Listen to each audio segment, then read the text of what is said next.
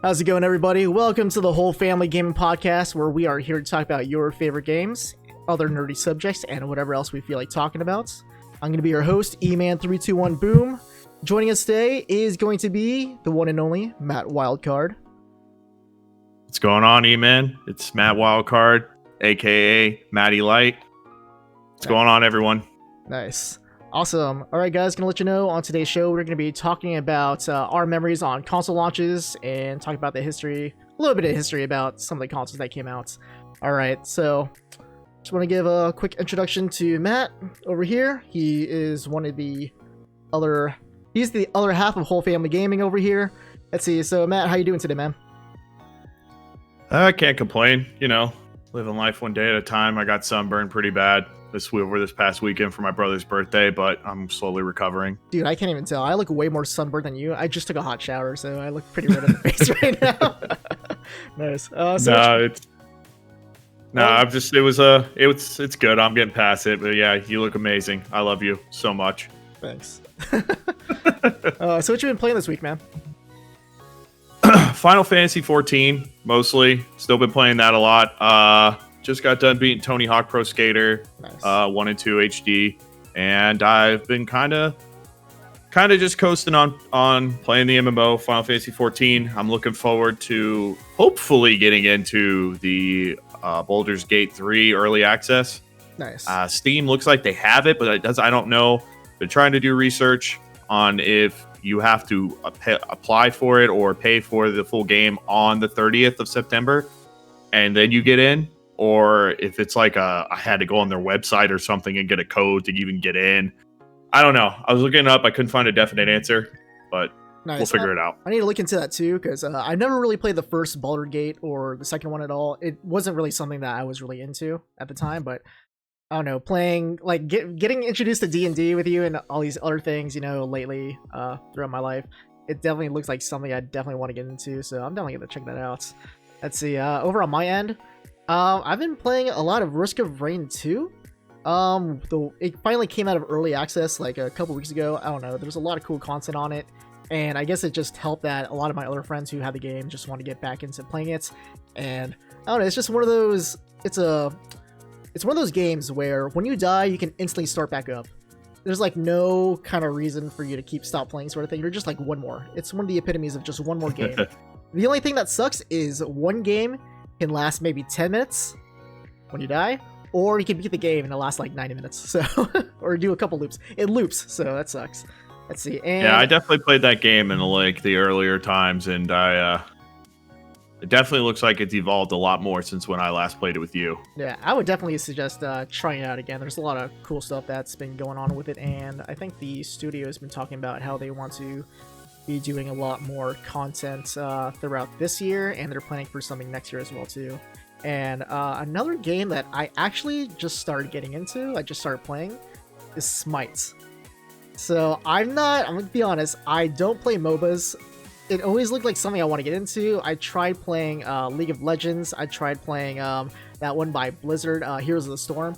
I just couldn't really get into it, but I don't know why. I'm not sure if it's just the over-the-shoulder perspective of it with Smite, but I've been getting really into it. I've been having a lot of fun. I guess my friend's been just really pushing for me to keep playing it.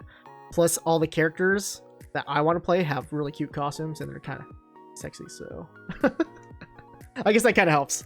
All right, so we're gonna get into today's show over here. So we're just gonna be talking about some of our memories that we've had from console launches from back in the day, from like, you know, Super Nintendo, Dreamcast, PlayStation, all the way down to current gen.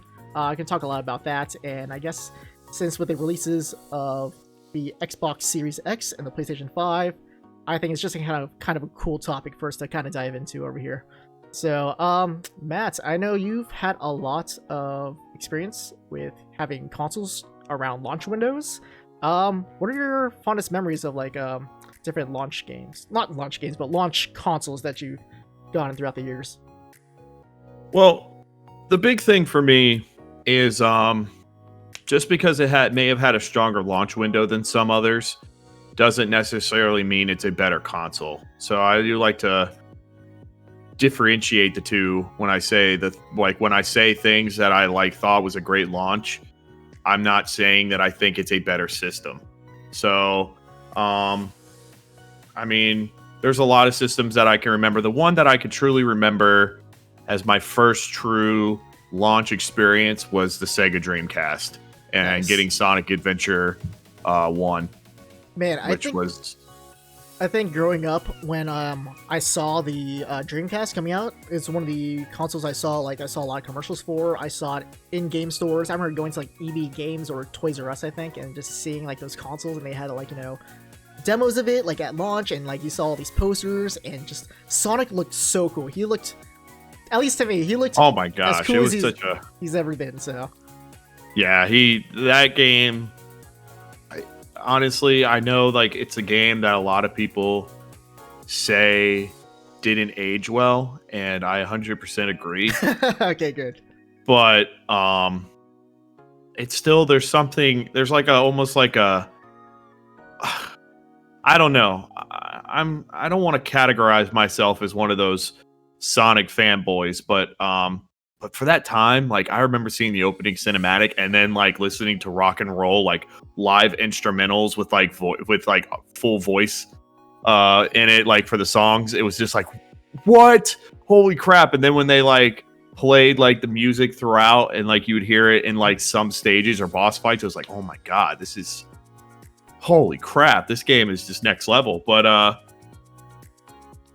this is where the sad part is about the Sega Dreamcast and why I wouldn't say it was better than other consoles that came out after. Is like pretty much that and House of the Dead and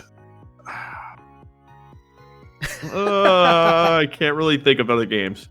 Dude, that's a thing with console launches. I think a majority of consoles, when they do launch, I think they really do suffer from a lack of launch titles, like quality of them. Like, there are some exceptions. I know there's, like, Mario 64, Super Mario, Breath of the Wild is a great example of it, and for the PS5 coming out, this is, like, PS5 is one of the consoles I really do want to get at launch. I'm not going to get it, but I was going to say Spider-Man, Miles Morales makes me want to get it. It's like, those big titles make you want to buy it. But the fact you can play it on PS4, though. Is it worth paying $500 when you could still play the Spider-Man game on PS4? I honestly didn't know it was coming out on PS4. So you just answered my question. It's coming out on PS4. The only game, and this is coming from a Souls fanboy, is Demon Souls. Is the only game that's in launch window that's going to be on PS5. Other than that,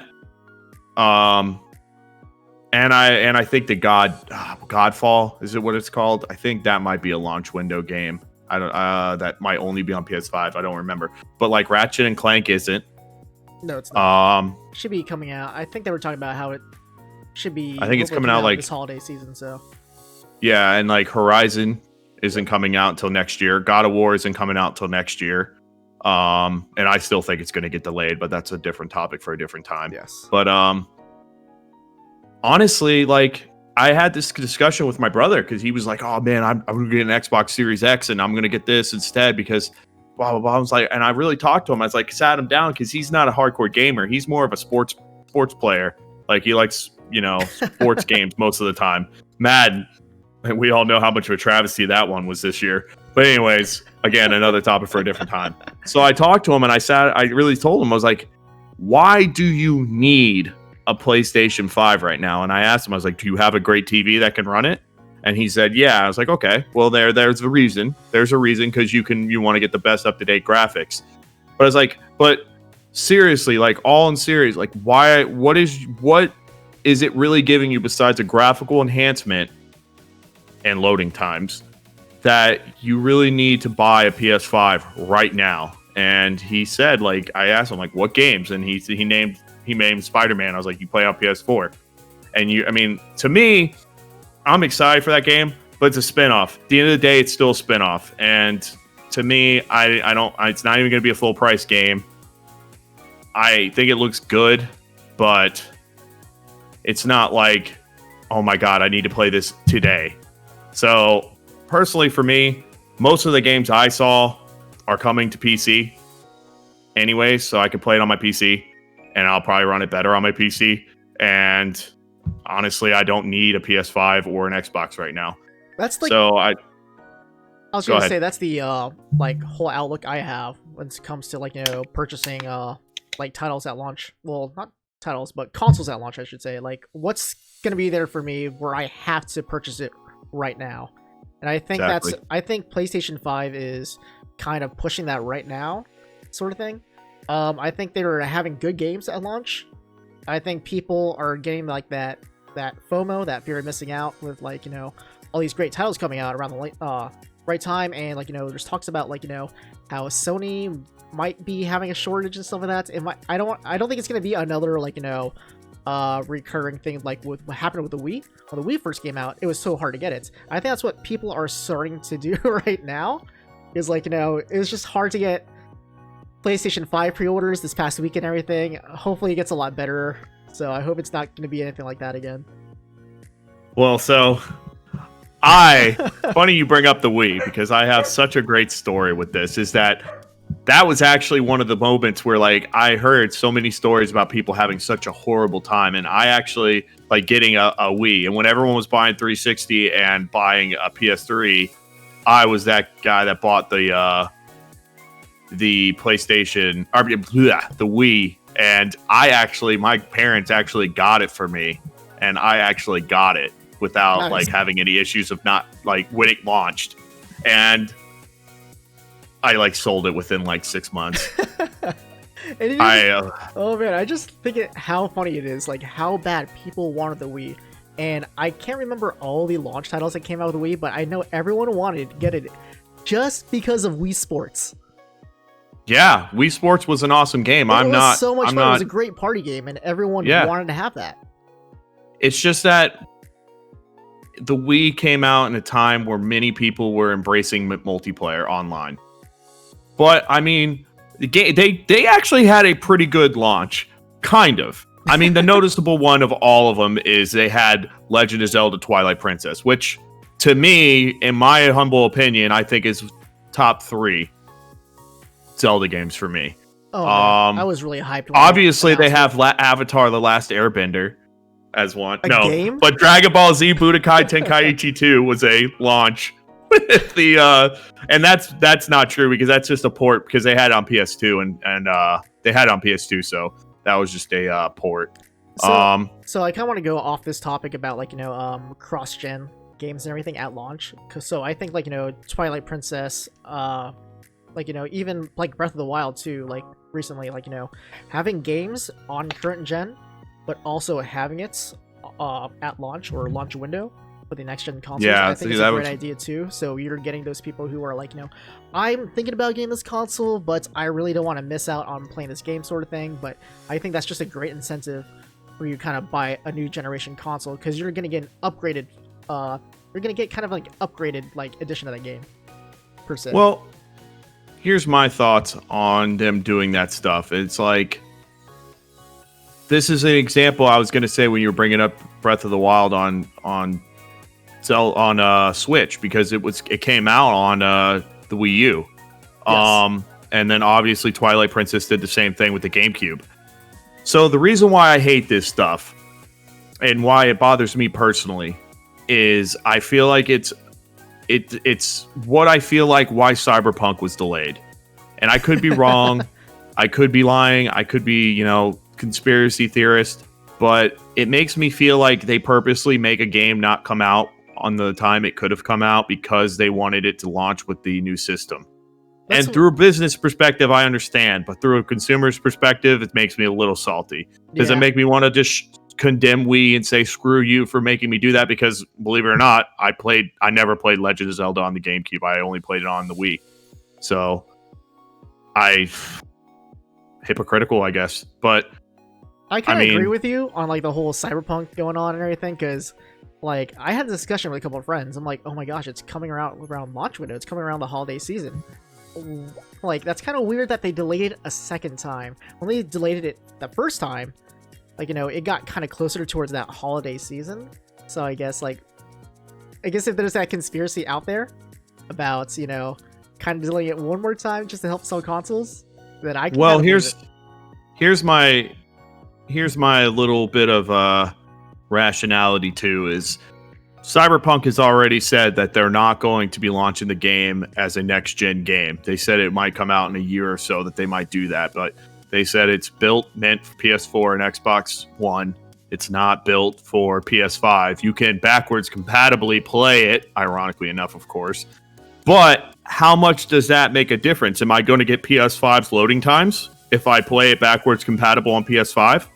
Or am I going to get it as if I'm playing it on PS4, but I just so happen to have it being on my PS5? Those are the questions I want answered. And that's what I I don't want to know. see from the new Spider-Man game, because, like, you know how when they were showing off like tech demos like months ago about how fast the PS5 can run, they were showing off like Spider-Man as the example about loading screens and like loading times and whatnot, and transitioning, loading different cities and everything. And I hopefully that might kind of be there with the upcoming, like, you know, release of the new Spider-Man Miles Morales. And I hope the thing that's is, there.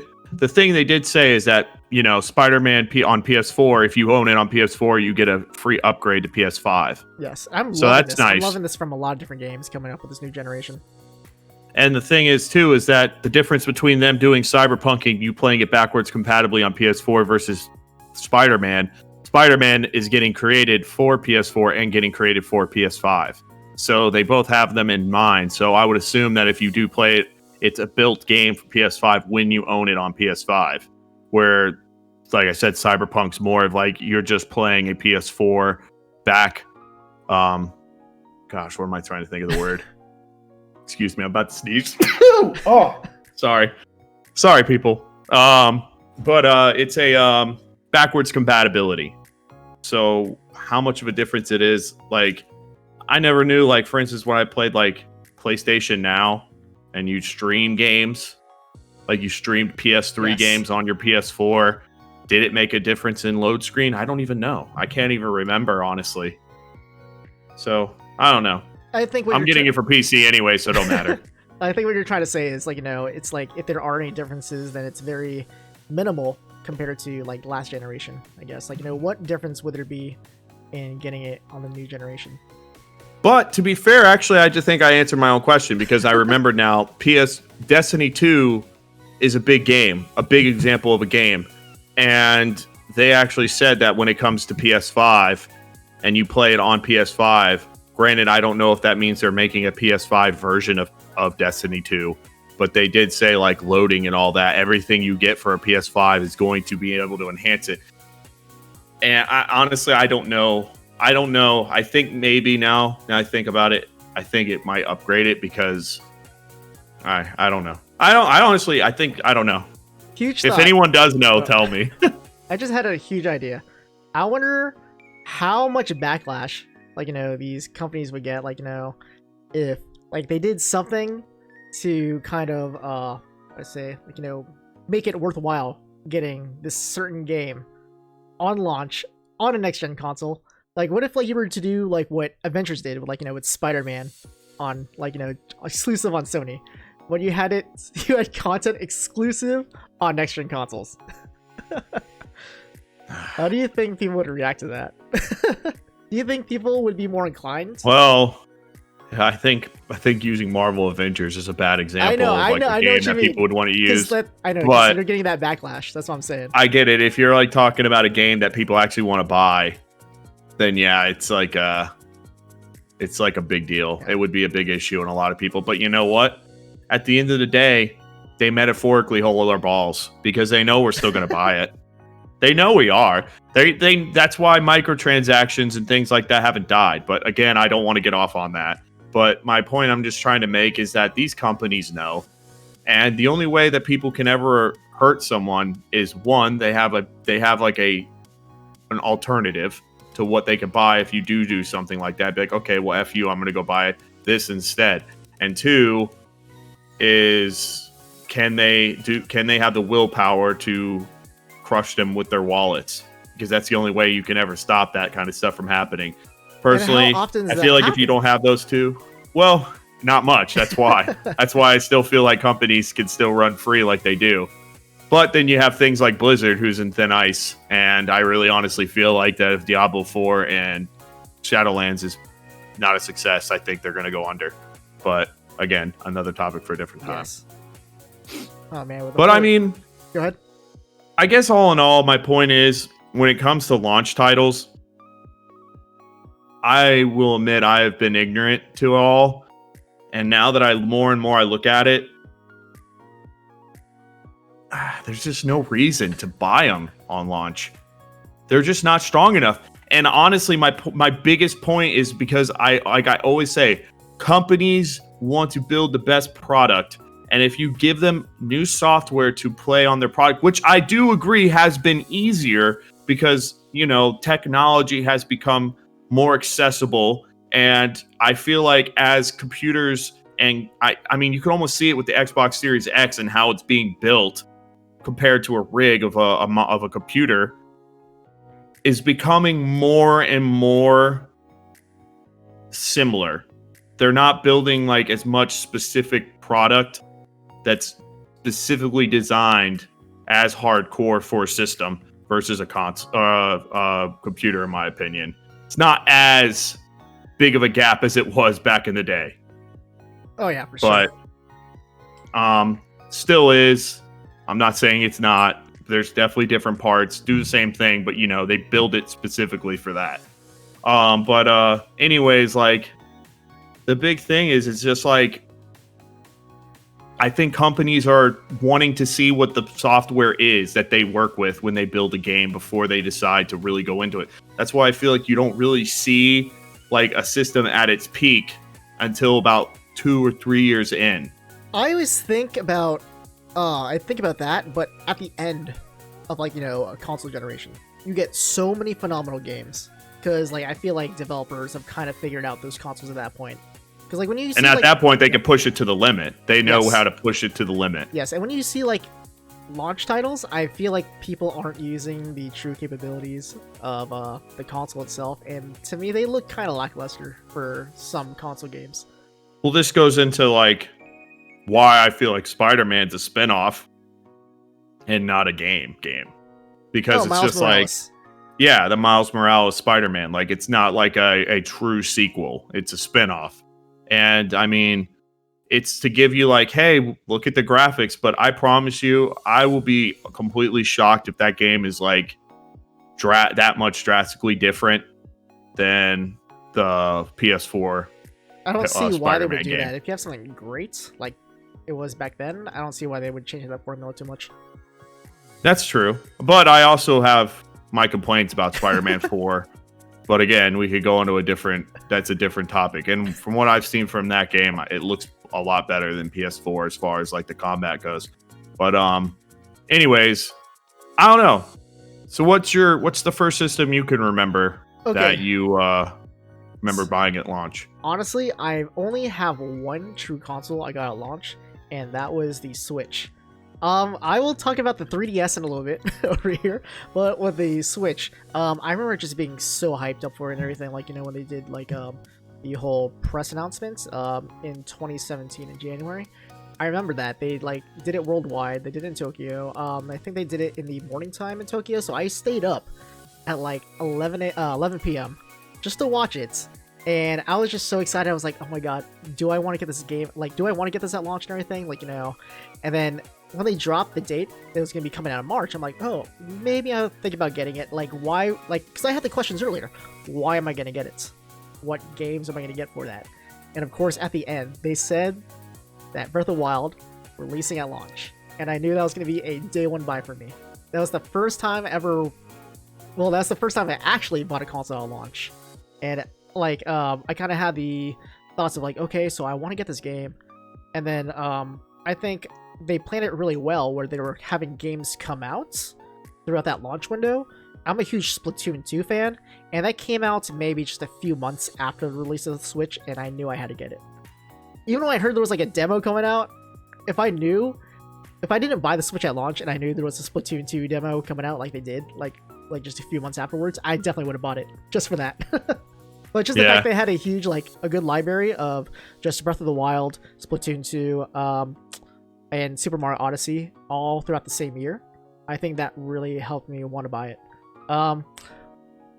With the 3DS, I remember when they announced it, it was coming out. I thought it was really cool.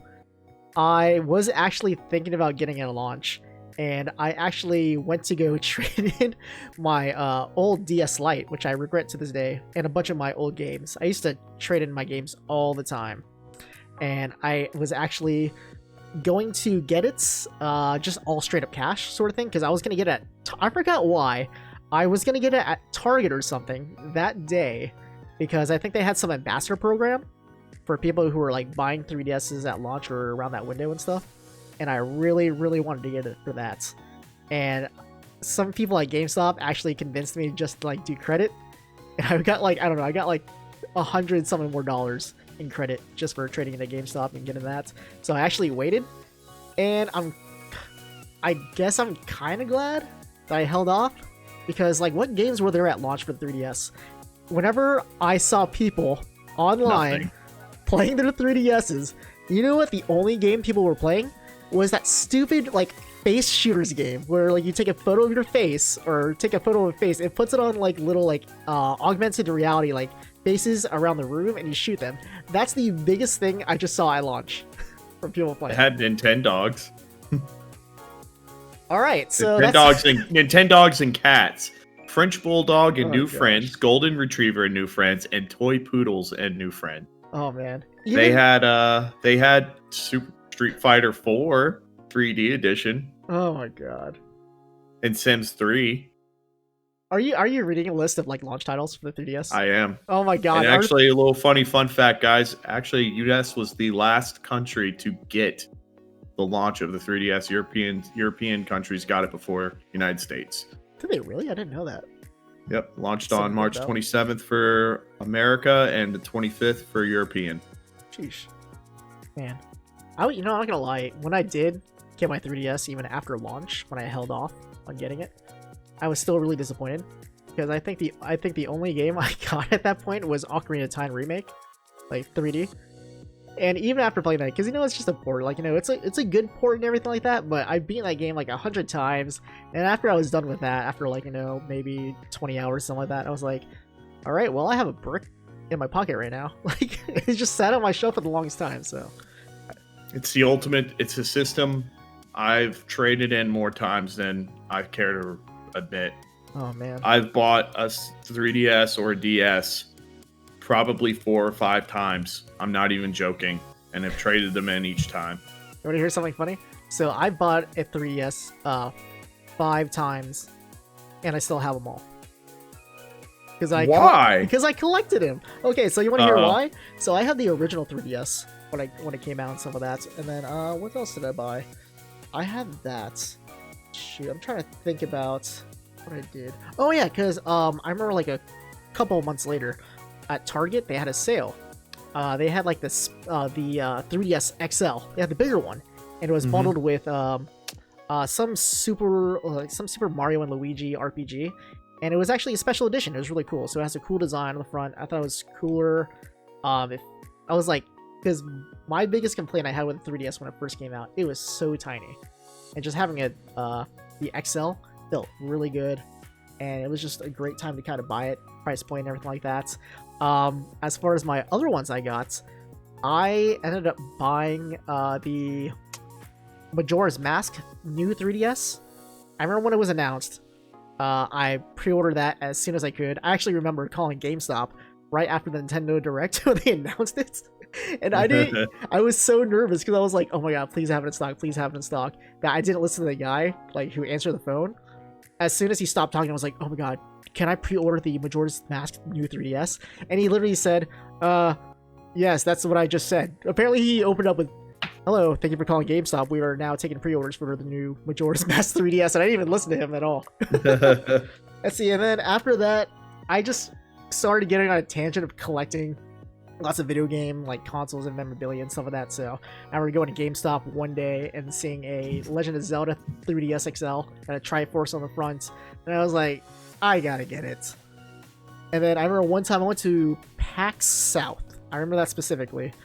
I actually went to a booth, and then I remember thinking, like, because I did a lot of traveling around that time, and I had my Majora's Mask 3DS XL, and I just remember how heavy that was in my pocket and just a pain in the butt to carry around.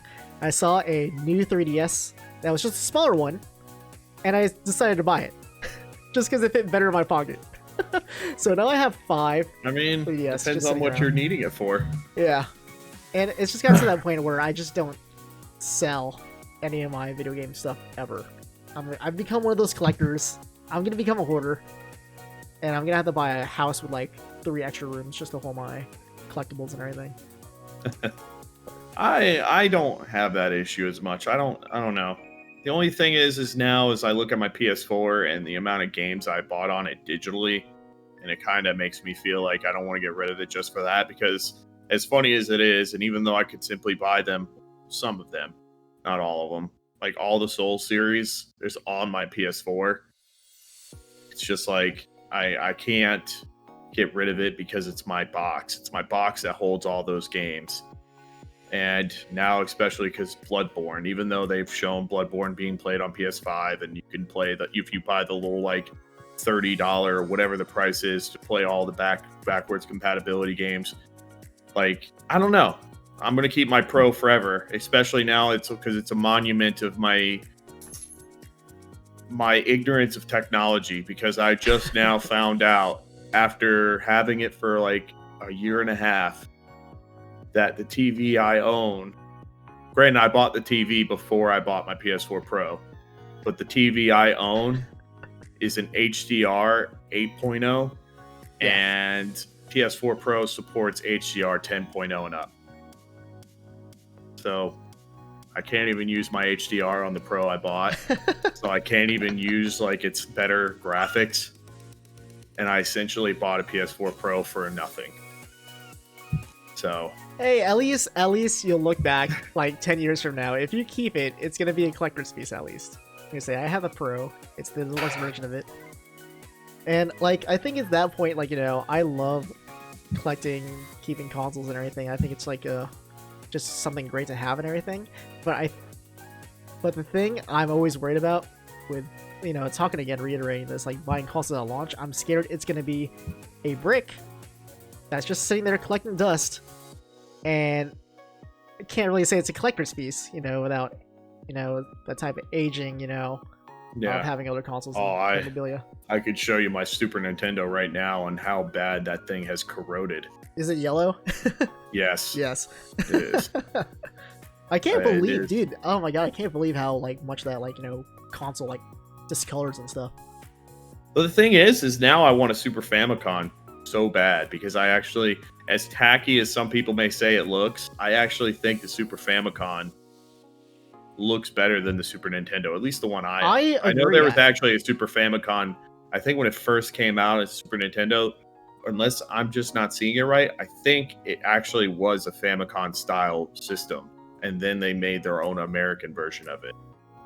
I just can't believe that we didn't get the colored buttons on the SNES like they did the Famicom.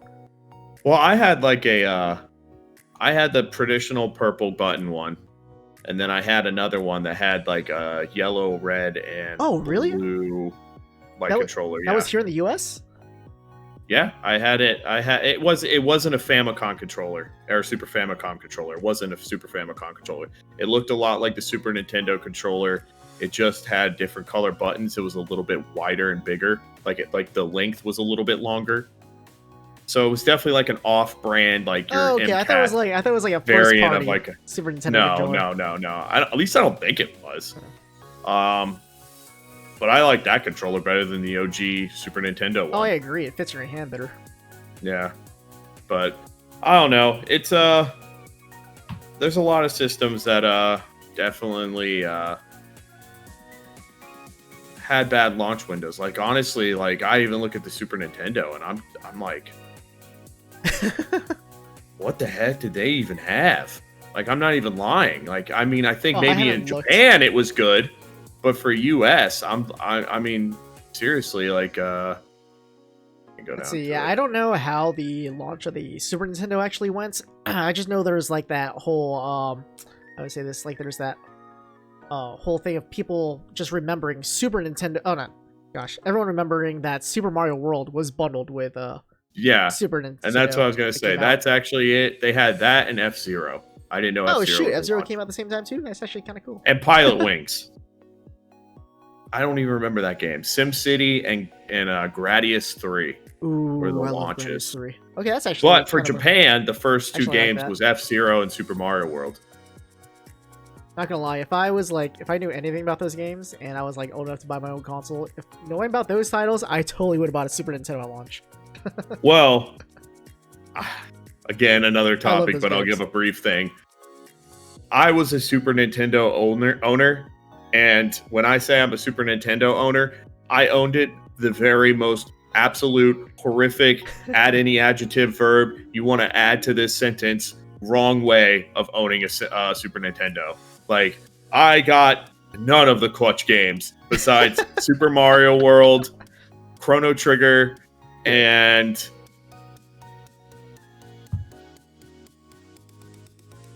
that's it, I think, of like their iconic games. Like, I rented games that no one's probably even heard of. Have you heard of Rock and Roll Racing? No.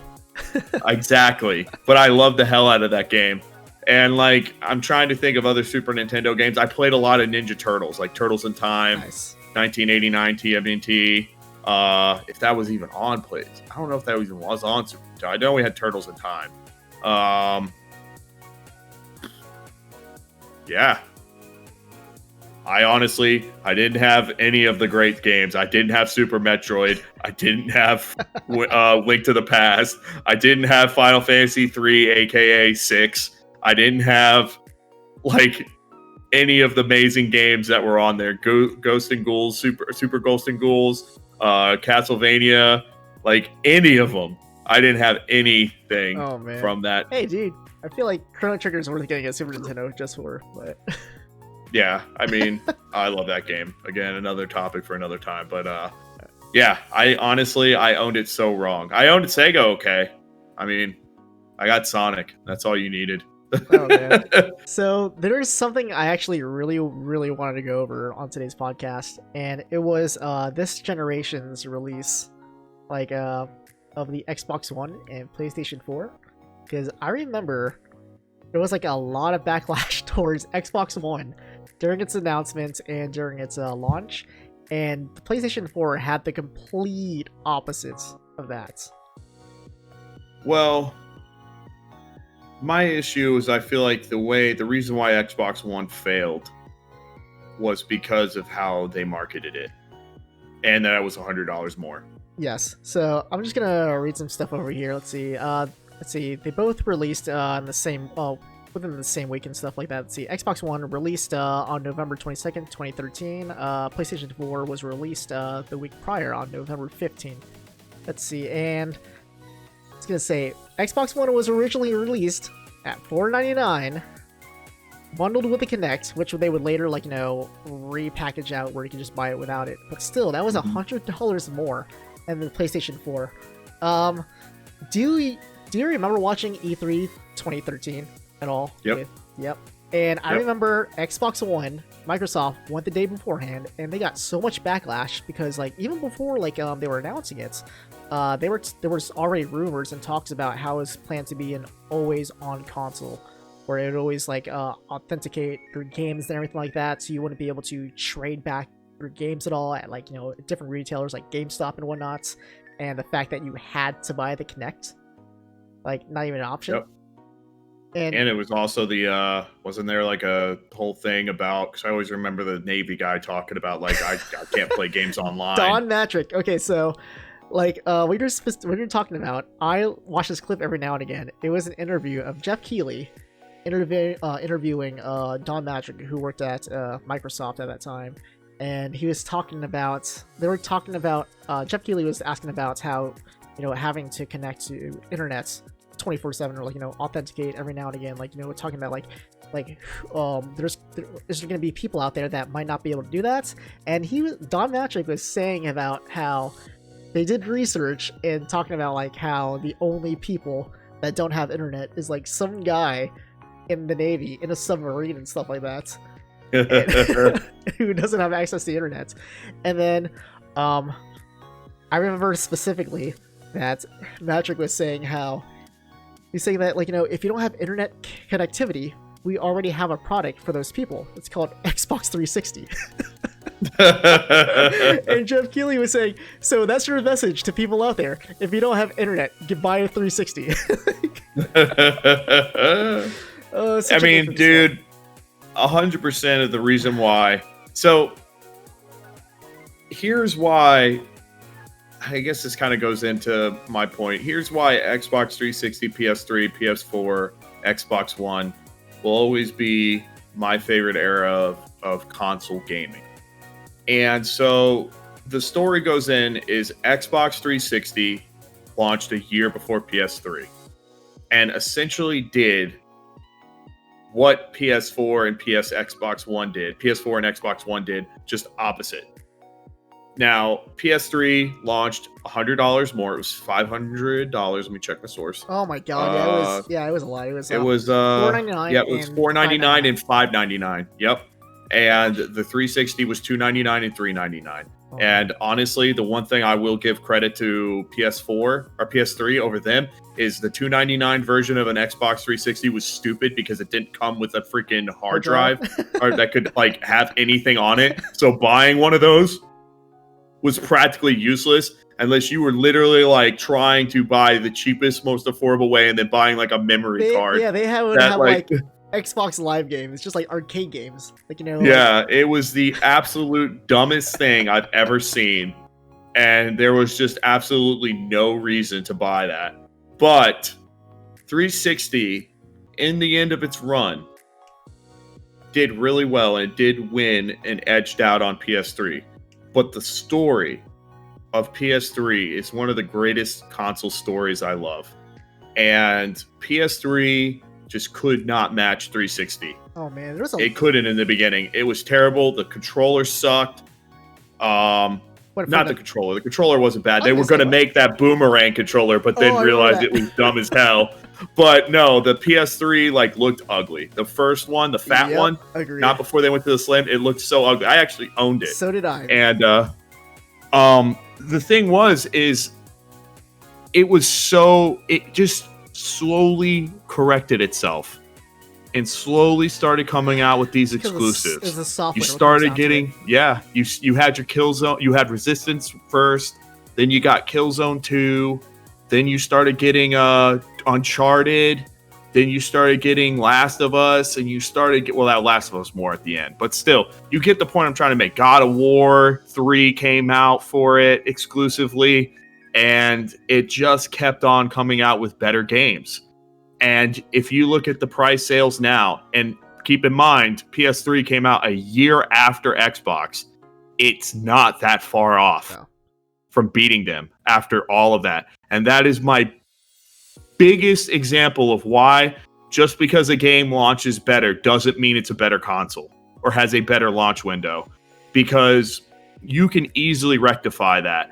It's just that now going into Xbox One and PS4, Xbox One could not keep up with the quality of games that PS3 helped build to prepare PS4 to be a superior console. And then not only did they have that going for them, but Xbox's marketing was so horrendous. And they're like, we're trying to make it for all media. And it's like, no, bitch. We want to play video games on this. Make it about video games. And then PS4 just comes out with their metaphorical ding-a-ling hanging out. And we're like, hey, guys, we're the PlayStation console that plays video games. That's what we're here in the market for. And everyone was like, oh my God. It was... That press conference was so hype. Oh my gosh. They basically just did everything the opposite of what Microsoft did the day prior and stuff like that. Yep. Because I remember, like, you know, Microsoft was talking about Xbox One, which is the stupidest name for a console. I'm sorry. But, like, they were talking about how they literally said Xbox One is about to become the new water cooler. And, like, they were showing off, like, you know, sports, TV, and everything like that at E3, you know. People majorly go there because they want to, like, obviously they want to learn about consoles, but they want to learn more about the games and everything when it comes down to it. It's more generally become a video game expo. Like, you know, especially with the rumors of it being always on DRM and stuff like that, they kind of alluded to that in the press conference. But since a lot of people already knew about that, PlayStation, they kind of use that to their advantage. they just said everything they weren't gonna be. They literally said we're not gonna be like DRM. You don't have to authenticate. You can trade in your games. Like, you can buy used. You can trade it to a friend and stuff like that. And they just had great PR and marketing coming right out of the gate, and that kind of followed through with the launch. And even though PlayStation 4, it did not have that many it really didn't have any good games at launch, in my opinion, over here. Like, let me just read this off. Let's see. Notable launch games include Killzone Shadowfall, which is pretty cool. But you have Knack, Playroom, Resogun, Warframe. I mean, you just had some, like, not that many memorable titles compared to, like, its entire lifetime. I remember I was watching a lot of Twitch around that time, and I was really curious about, seeing people play a PS4. And the only things I really were watching were, like, people playing Shadowfall. And other than that, people were just playing the Playroom, which was a really gimmicky style, like, applications somewhat kind of game sort of thing, kind of show off the hardware of the PlayStation Eye and stuff like that. But other than that, I just saw people playing ports of games. I saw people playing sound shapes and everything. So yeah, I look back and I mean, I bought a PS4. I bought a PS4 on launch, and I bought an Xbox One from my buddy who bought he was big into buying consoles and stuff, and I bought it for cheaper, and it was a used refurbished console or something. I don't know. It was a used console, and it worked. It did its job. I really only wanted it for Halo, pretty much. And this was before I had a PC and it could do all the things I can do now. Now I'm never going to buy another Xbox system. But anyways, yeah, it's like, yeah, they didn't have great launches, and it's kind of like it goes back. And now I'm looking at PS5, and yeah, I will admit I'm a PlayStation fanboy to an extent. I actually have had very bad outings with them, with being hacked 7 times in a row by somebody and them never fixing that. And then, it was kind of like I'd complained to them, and they were just like, dude, if we lose you, who cares? That was like the way I felt like I was being treated. So honestly, I don't like the people at Sony. I will admit, I have bad taste of throwing my mouth with them. Like, I don't care about the higher ups. Just seeing the whole Last of Us debacle, and the fact that YouTubers came out and said, I don't like this game, and then it's like, okay, well, we're not going to give you Ghost of Tsushima to review because you gave Last of Us, and they were harassing people, and then how they handled me on that. But again, another topic for another time. I hate Sony as a company. I think they're poor business people now. But I do think that when it comes to just looking at it as a consumer of the games they have, they're just better. And they did that. And this is where I feel like it goes into where I feel like Xbox failed with the Xbox One and what PS3 did right. PS3 slowly built itself back up and never gave up. You tell me, I look at Xbox One and I look at them throwing in the towels 2 years ago and just saying, we'll get it next time on Xbox Series X, S, and all that good stuff. That's how I see it. And it's working because honestly, they just bought Bethesda, or ZeniMax, the company that owns Bethesda, and that's huge. Absolutely. So I don't know what that's going to stand for, and I'm not going to say anything on it because it just literally was told recently. So we'll see what happens, but I don't know, man.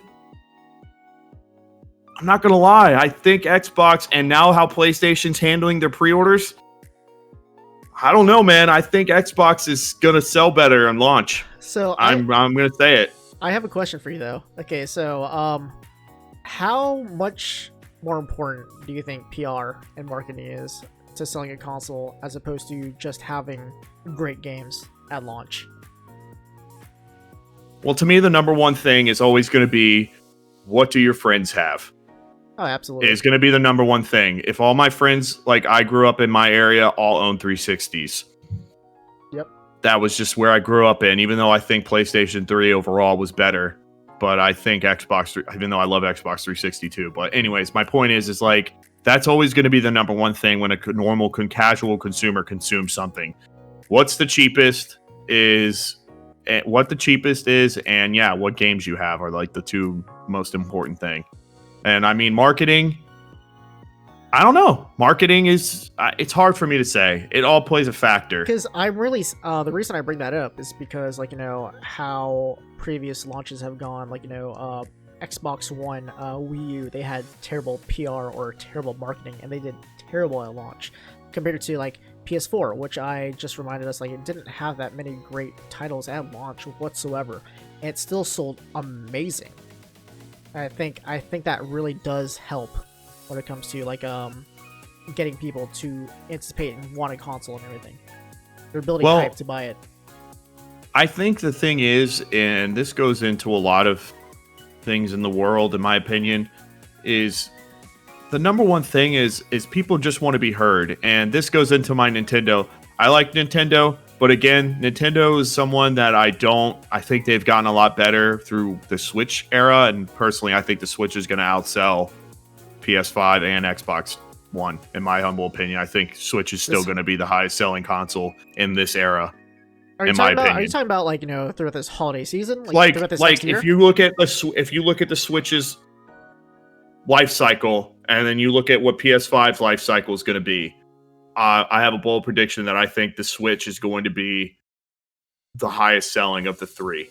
I know it launched with PS4, but if you just take their life cycles of when it launched onto when it ends, I think it's going to sell better because of things like Animal Crossing and games like that for some reason, and I think you're a product of that too, so it's good to call this out, but I love Nintendo, but I don't understand why people think it's like such a superior console and such a superior franchise. Like, I swear they're the biggest advocate of just playing off people's nostalgia. And honestly, I don't feel like, as far as games, like new franchises besides Splatoon, they really innovate. They don't really try to go outside the box. And I think a lot of the other companies don't either, Xbox and Sony. But I feel like Nintendo's the worst. And my biggest thing of why I hated Nintendo until the Switch came out. Because for the Wii and the Wii U, especially the Wii U, they did not care what your consumers thought. Everyone thought it was stupid. And no one liked it. And no one liked the motion sensors. No one liked it, and it still carries onto the Switch. Do I need to bring up Star Fox Zero or whatever the new one is? Like, how they still have to find some way to implement a stupid gimmick with motion tracking. Like, dude, if you want to do that so hardcore, then just go into VR. Like, you're better off trying to take your chances there. But Nintendo is an egotistical company, in my opinion, and they're. I'm gonna have to retort on that. So I love them and I hate them. So you said that Nintendo isn't being innovative. They are the most innovative video game company out there. You're talking about the Wii. It's the first thing that did with motion controls. Xbox. Oh, I don't say Xbox, but Sony. They followed suit. They jumped on the motion control bandwagon. Xbox came out with the Kinect after that and everything like that too. True. Let's see. Like with the Wii U. Okay, so disregard sales and everything like that. I'm talking about, like, innovation. They came out with, like, a tablet and everything. They came out with a second screen, like they were doing with their 3DS and everything, their DSs. Mm-hmm. And I absolutely loved it. It was a great, worked as a good remote. It worked as a great second screen. You could, not a lot of, like, for the 30 minutes you could play it. For not 5 hours for me with an upgraded battery. But I was gonna say, like, it did a lot of innovation, like how the DS did dual screens, how you can incorporate that second screen. It was phenomenal. That it did a lot of games honestly were not motion control heavy on the Wii U whatsoever. I mean, you did have some games that, like, you know, Legend of Zelda, Skyward Sword, that was completely built on motion controls. But after that, you don't have too many games, first party at least, that relied on motion controls whatsoever. The only other things I can think of is Splatoon when it came out, because that's, you aim via motion controls, and that works phenomenal. I think aiming via motion controls, gyroscope, is a lot easier than using sticks on a controller, and I say that wholeheartedly. Let's see, and I was gonna say, with the Switch, innovation. You have a console that can literally dock, play on the TV, and take with you on the go. For the record, I'm not talking about the Switch. I think the Switch is a monumental success. I was talking about just Wii U and Switch. I was gonna say, Wii U and Wii. Yeah. Plus, you have the DS. I was gonna say, I almost forgot about the DS. 3DS. Well, I get why they built that, and I get what their points they were trying to do, because in Japan, mobile gaming is the highest thing. Well, mobile gaming is the highest thing in America too. Some people don't realize that, but the thing is mobile gaming is like key there. So I understand. I have no issues with the Switch. There's the only thing I can argue about the Switch and Nintendo in general is that their internet always sucks. Their network is like terrible. Dude, like online is trash. No one buys Nintendo for their online services. I'm letting you know that right now. But the thing is that we're in the era where online is everything. That I have that complaint 100% too. I wish they had better online support. Their online's trash. We tried playing Smash Bros online. It's god terrible. Let's see. We also tried. At least I tried playing Super Mario Maker online. It's so bad. It's so bad. And that looks like it's so much fun. Yes. Like Mario Maker online or multiplayer looks like a lot of fun. But guess what? Most of your consumers are usually people that are already getting on with their lives and don't live with their buddies anymore. Like, I know you want to get the couch gaming a thing, and I get it. There's kids that play that game system too, and I wholeheartedly believe it's a system catered to kids, and I get that. But Nintendo, you got money, bro. There's no reason why you can't have a good online. I agree. I wholeheartedly agree. Also, I just want to say the reason why people are huge Nintendo fanboys, and I can attest to this, is because of their quality games. That's when it comes down to it. Like for me, like Pikmin, I never thought it would be a cool franchise whatsoever. Then I played Pikmin 3. Holy crap, that's one of my favorite games of all time. No matter how weak their hardware is, the games always look phenomenal. Like, even with Skyward Sword, it was on the Wii. It was one of the best looking games, in my opinion. It still kind of holds up, in my opinion. Just when it comes down to that. I'm not trying to talk about online experiences, because you don't really have that many first-party Nintendo titles that are great games just because online. I think that's the only exception to that is Splatoon 2, because it's majority of that. And the online... I agree. It's still really good. I agree to a certain extent. But I also feel like it's just simply the title names that they have, minus Mario. Mario's the only one that gets the one. But Zelda, I'll say it now. Hateful comments come in here right now, but I've already been this before, and I will live it loud and proud. I think Zelda, being this undefined, unanimous best franchise in the world, is utter bullshit. And I love Zelda. I love Zelda Breath of the Wild. But Zelda Breath of the Wild would not have gotten 10s if it didn't have the Zelda name on it. And I will stand by that. It would have not gotten 10s if it didn't have the Zelda brand. I'm not going to get into that because that's another topic for another time. And trust me, boys and girls, when I say I can go in on it, I've gone in on it so much time. I can write you a thesis on everything I can go in about that game. And I will say this too, so you guys will understand that I'm not just some hater. Breath of the Wild is the best Zelda game ever. So I can talk about that game and tell you I loved it. But I can also tell you that I think Zelda is a very, very, very overrated franchise. Because of looking at it in the spectrum of where people put it on this pedestal of gaming. I've said it before and I say it again, and we'll save it for another time because it's a different topic. I'll name you 10 franchises that are better. Oh my god. And I will literally name you 10. Oh my god. All right, a hot take from Mattwildcard over here that I absolutely do not agree with over here. All right, but we're getting completely off track over here. We're actually running pretty high on time right now. We're actually coming towards the end of our podcast over here, but I really hope you guys really did enjoy the podcast. I really had enjoyed this time talking to Matt, whether it was about console launches and stuff like that, everything else we talked about, even going off about this whole tangent about Nintendo games and everything. Let's see, but Well, honestly, it all plays into things. At the end of the day, we're talking about consoles and their impact that they make. Like I said, if we could take anything away from my perspective, I honestly think unless you're just a tech guru who wants to have the next hottest thing, save your wallet. Don't hurt your wallet. I agree. Unless there's something you really want at launch, if there's a good enough game that you want that you're going to put hours into, by all means, you have my blessing. Go buy the console at launch. But, yeah. Yep. But I'm really excited for the upcoming season, to be completely honest. I'm still kind of debating if I really do want to get an Xbox Series S. You have a PC. X. Why do you need it? Because it's cool. Anyways, because Game Pass too. Game Pass in my living room, I think it'd be fun. But also, PS5 is looking pretty good. I'm not sure which one I'm gonna get. PC Game Pass. Possibly. I don't know why I don't just do that.